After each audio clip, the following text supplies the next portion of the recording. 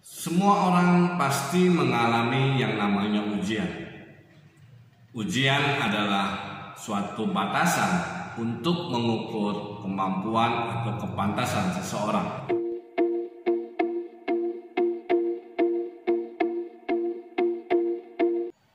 Ada dua jenis ujian yang umum yang bisa kita temukan dalam kehidupan kita sehari-hari. Yang pertama, ujian yang dicari-cari atau dibuat-buat. Yang kedua adalah ujian yang benar-benar diberikan. Apa itu ujian yang dicari-cari? Ya, contohnya seperti uji nyali, uji keberanian. Nah, kalau berhasil, apa manfaatnya? Apa gunanya? Begitu juga dengan ujian yang dibuat-buat. Ya. Ketika kita mau menghadapi sesuatu yang tidak boleh, tapi kita lakukan, lalu akhirnya kita terjerumus. Orang-orang cuma bilang, ya sabar, namanya juga ujian dari Allah. Ya. Nah, yang kedua ini adalah ujian yang benar-benar diberikan. Seperti anak sekolah, ketika dia mau naik tingkat atau kelas, pasti diberikan ujian. Orang bekerja, ingin sukses, pasti diberikan ujian supaya dia ulet dan giat bekerja. Nah, begitu juga dengan mengikuti jalan Tuhan. Pasti Tuhan memberikan ujian untuk melihat apakah teman-teman dan saya layak dan pantas untuk berada di dalam jalan Tuhan, untuk menguji ketabahan dan ketaatan kita. Seperti perikop yang kali ini mau kita renungkan bersama, bahwa segala sesuatu harus dilepaskan untuk mengikuti Yesus. Apa yang bisa kita pelajari dari perikop ini? Apa yang kita bisa petik? Yuk, kita baca perikopnya. Tapi sebelum baca, jangan lupa tombol subscribe-nya dipencet. Ya, yang warna merah. Oke, sip. Terima kasih. Injil Lukas bab 14 ayat 25 sampai dengan 35. Pada suatu kali banyak orang berduyun-duyun mengikuti Yesus dalam perjalanannya. Sambil berpaling, ia berkata kepada mereka, "Jikalau seseorang datang kepadaku dan ia tidak membenci bapaknya, ibunya, istrinya, anak-anaknya, saudara-saudaranya laki-laki atau perempuan, bahkan nyawanya sendiri, ia tidak dapat menjadi muridku. Barang siapa tidak memikul salibnya dan mengikut aku, ia tidak dapat menjadi muridku. Sebab siapakah di antara kamu yang kalau mau mendirikan sebuah menara, tidak duduk dahulu membuat anggaran biayanya, kalau-kalau cukup uangnya untuk menyelesaikan pekerjaan itu, supaya jikalau ia sudah meletakkan dasarnya dan tidak dapat menyelesaikannya, jangan-jangan semua orang yang melihatnya mengejek dia sambil berkata, 'Orang itu mulai mendirikan, tetapi ia tidak sanggup menyelesaikannya.' Atau raja manakah yang kalau mau pergi berperang melawan raja lain, tidak duduk dahulu untuk mempertimbangkan apakah dengan 10.000 orang ia sanggup menghadapi lawan yang mendatanginya dengan 20.000 orang? Jikalau tidak, ia akan mengirim utusan selama musuh itu masih jauh untuk menanyakan syarat-syarat perdamaian. Demikian pula lah tiap-tiap orang di antara kamu yang tidak melepaskan dirinya dari segala miliknya tidak dapat menjadi muridku. Garam memang baik, tetapi jika garam juga menjadi tawar, dengan apakah ia diasinkan? Tidak ada lagi gunanya baik untuk ladang maupun untuk pupuk, dan orang membuangnya saja. Siapa mempunyai telinga untuk mendengar, hendaklah ia mendengar." Demikianlah Injil Tuhan. terpujilah Kristus. Teman-teman yang terkasih, ketika Yesus melihat orang banyak mengikuti dia dalam perjalanannya, Yesus berkata kepada mereka,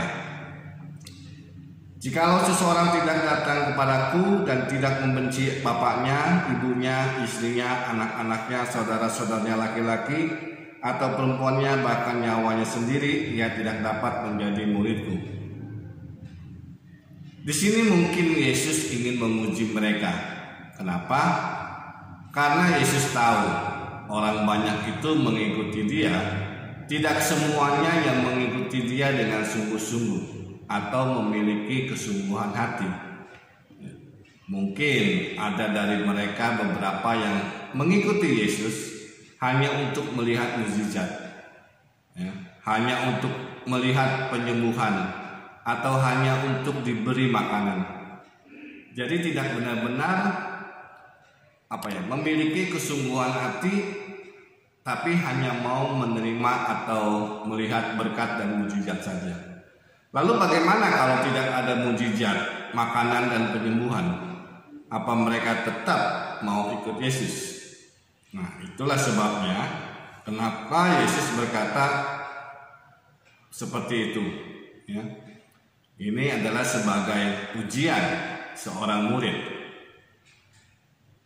Kalau kita renungkan ayat 26 ini yang berkata seperti itu, di sini Yesus tidak bermaksud untuk orang yang mau ngikut dia harus membenci, harus tidak menghargai, menghargai keluarga maupun nyawanya sendiri.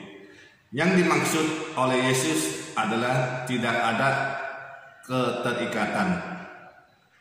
Dan menjadi murid Yesus itu menuntut kita agar menempatkan Yesus di atas segalanya. Segala kepentingan baik keluarga dan nyawa kita harus Yesus yang di atasnya. Dan menjadi murid Yesus berarti juga harus memikul salib kehidupan setiap hari. Yang berarti kita harus mematikan keakuan kita dan keinginan pribadi kita. Mengikuti Yesus tidak boleh setengah-setengah, harus sepenuh hati. Untuk itulah Yesus memberikan sebuah perumpamaan tentang seseorang yang mendirikan menara dan seorang raja yang mau pergi berperang. Nanti teman-teman bisa baca kembali ayat 28 sampai dengan ayat ke-32, di mana kedua perumpamaan ini mau menyimpulkan satu hal, yaitu teman-teman dan saya harus memperhitungkan dengan matang dalam mengikuti Yesus. Apa yang akan terjadi dan apa yang akan kita perbuat. Dan dengan begitu kita layak disebut murid Yesus. Nah, kalau ikut Yesus setengah-setengah diibaratkan sebagai garam yang sudah tawar. Jadi garam yang berubah menjadi tidak asin berarti tidak ada gunanya. Lebih baik dibuang saja. Sama seperti kita. Kalau kita menjadi murid Yesus setengah-setengah, sama saja kita seperti garam yang tidak asin. Nah, teman-teman yang terkasih, ketika teman-teman dan saya memutuskan untuk mengikuti Yesus, hendaklah kita berkomitmen dan bersungguh-sungguh. Mulailah kita membaca kitab suci, berkomunitas, dan ikut serta dalam pelayanan, dan tidak lupa juga berdoa. Segala sesuatu yang melekat pada kita, mulai dari sekarang pelan-pelan kita lepaskan dan tinggalkan.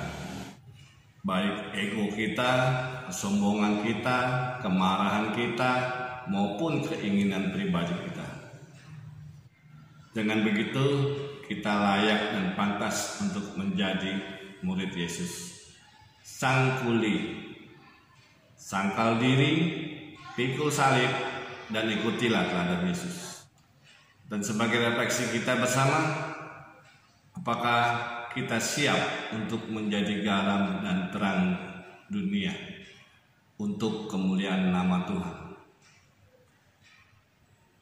Renungkanlah.